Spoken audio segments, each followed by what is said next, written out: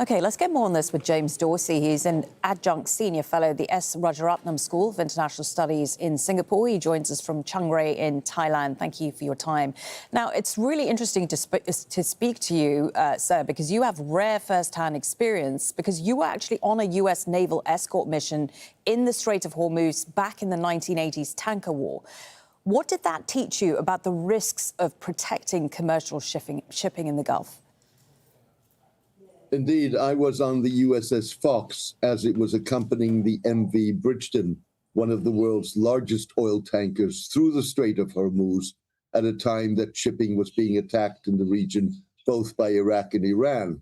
What we saw was that the 413,000 deadweight ton Bridgeton was slightly damaged by the mine.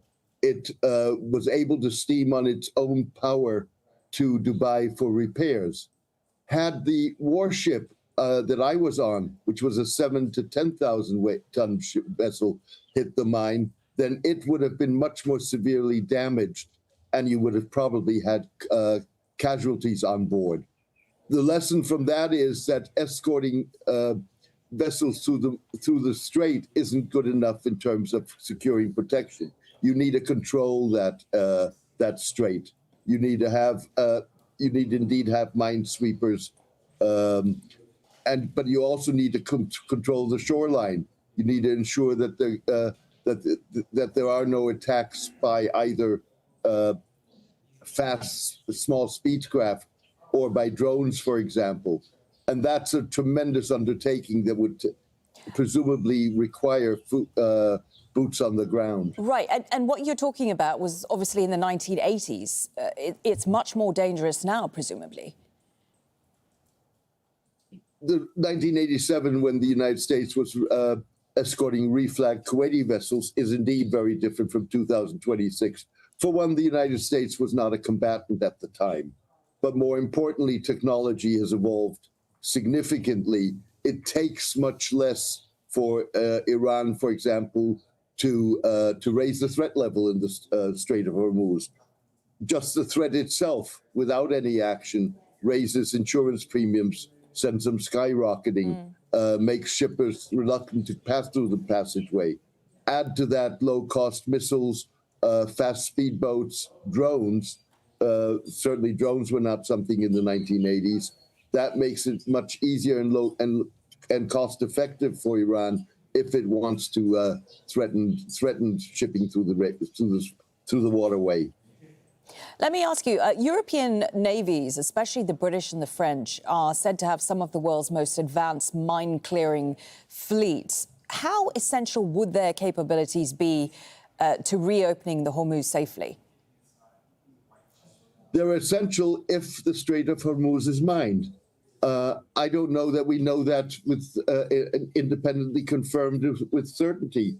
One could argue that the Iranians do not have an interest in mining the strait. First of all, that would contradict their claim that the strait is open to all except for some who are its adversaries and their allies. In other words, the United States and Israel and their allies.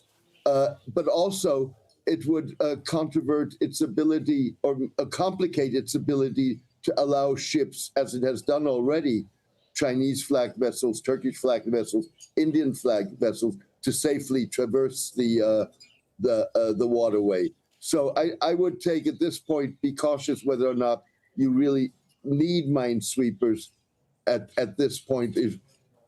I think much more you need other defenses against drones, against the fast speedboats, and against missiles. And what about boots on the ground? You touched on that earlier. I mean, reports suggest that the US is planning on sending Marines towards the region. I mean, what role could Marines realistically play in the Strait?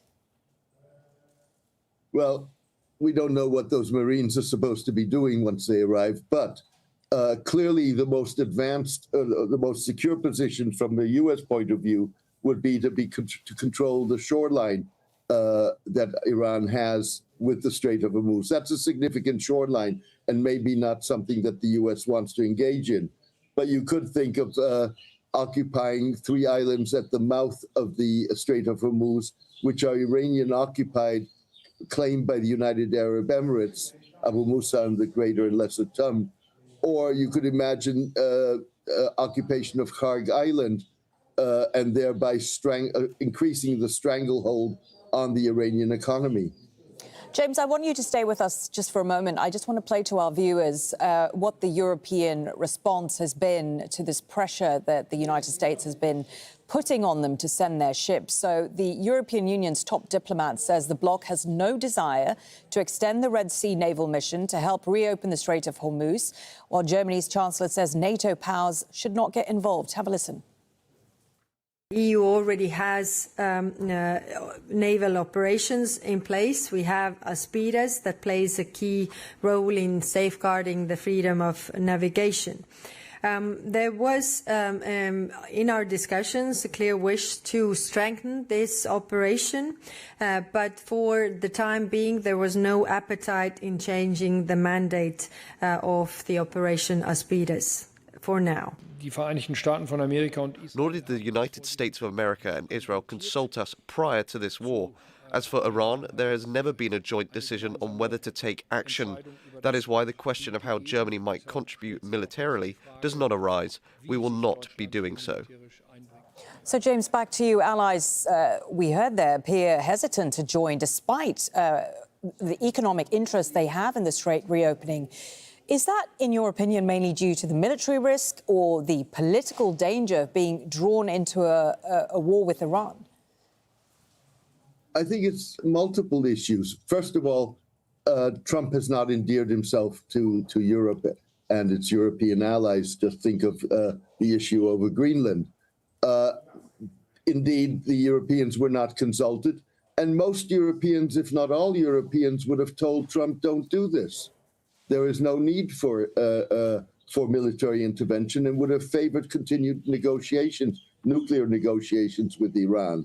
So at this point, I don't think that the Europeans want to get involved, not only just simply to snub their nose at Trump, although that is important because this is the first time that you're seeing the allies of the United States not try to stay on the good side of Donald Trump, but to be willing to run the risk of getting on his bad side. But I also think that they don't think that this is militarily a situation in which they want to be engaged in because of the risks. You've also suggested that neither side can easily back down in this standoff. So how does that dynamic complicate the efforts to keep the shipping lanes open? I think what you're going to have to see is escalation. With other words, I don't see that either Trump has an exit out. I don't think that either Iran or the Israelis want an end to the war at any time soon. And so this control of the Strait of Hormuz becomes a crucial piece in this.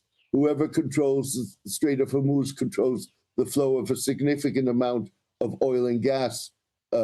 And of course, that is a very symbolic place to be, control of the Strait of Hormuz, which means that we're going to have to see military escalation if the United States is serious about militarily wresting control from Iran of the Strait. James, fascinating to talk to you. James Dorsey, Adjunct Senior Fellow at the S. Rajaratnam School of International Studies in Singapore. Thank you.